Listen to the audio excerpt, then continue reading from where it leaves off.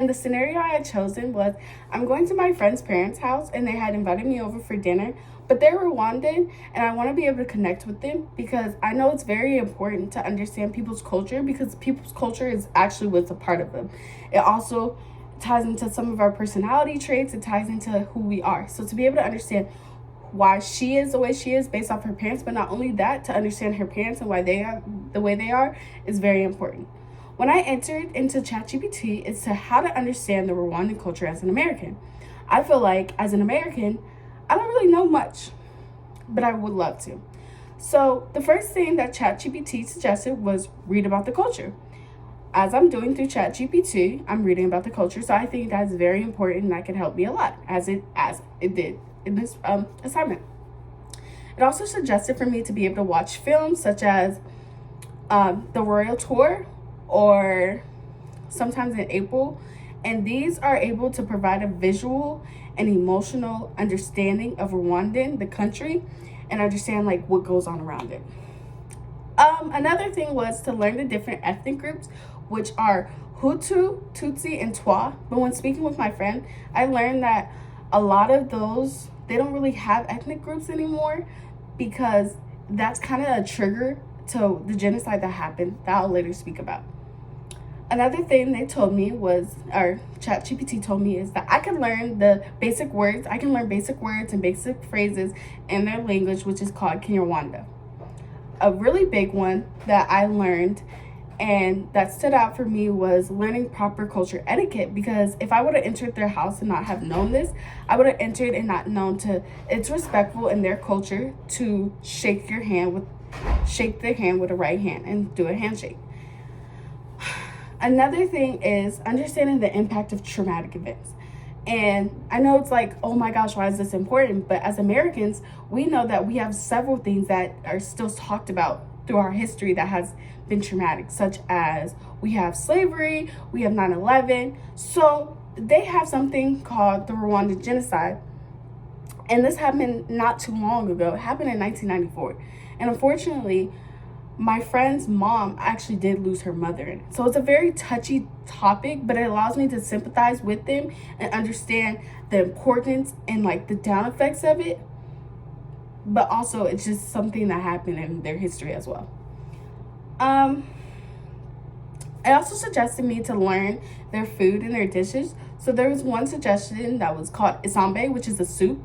My friend, she always gets it, and I actually tried it for the first time, and it's pretty good. Another thing is their porridge called ugali, and it's so crazy. I'm so excited about this one because my friend, she always is like, my mom's porridge, I want it. When she's sick, she's like, I just want my mom's porridge, I just want my mom's porridge. And I'm reading it, I'm like, oh my gosh, you want ugali? I can say what you want now. And that I feel like that made her smile from up here to up here. Another thing was understanding their culture values. And I think this is big because their culture values is also something that makes them who they are. So they prioritize community, social cohesion, and respect for their elders. So I know that I could not just walk into her house and show no respect to her parents or anyone that's older for that matter, because that's really important in their culture.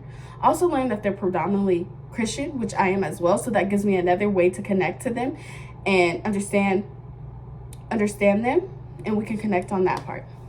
When I went to go put in to ChatGPT and asked about the resources, I checked all the resources and it was actually very compatible to all the information that was presented, and it made me understand that ChatGPT was reliable for the question I had asked. Another source, the other source that I had found, it presented me with very similar responses. It gave me a lot of the same suggestions that ChatGPT did.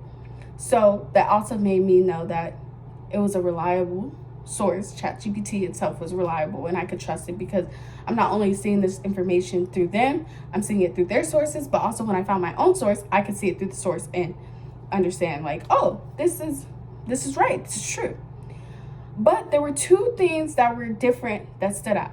So I learned about baskets that they make called agasike. And basically it's just this big basket It's tall. It's very nice. It's very crafty, and they make it. And her mom actually makes it. So I know that she probably would be so happy if someone presented it to her as a gift rather than her having to make it and put all that hard work. So going to their house, I could present that as a gift, and I think that would make them feel very important. I also learned that in Rwanda, they speak French as well, and her dad actually speaks French as well as Kinyarwanda. So to learn a little bit of French and a little bit of Kinyarwanda, I feel like it will allow them to be like, oh my gosh, she really cares about her culture. She doesn't only care about my daughter, but she cares about what my daughter's culture is. She cares about our culture. It just shows a whole bunch of respect. But what I would change my prompt to be was the difference between American culture and Rwanda culture, so I can understand the difference while still learning the difference, but also seeking similarities and embracing our difference as a way to connect. Because once you embrace your differences, but also find similarities and be able to merge it together, it provides a whole level of respect, and it allows for people to connect in different manners and different ways rather than just finding similarities and be like, oh, we're similar in this way and that way, because we could see our similarities, but we don't know the similarities within our culture. So I feel like that's very important, is to be able to embrace our differences as a way to connect.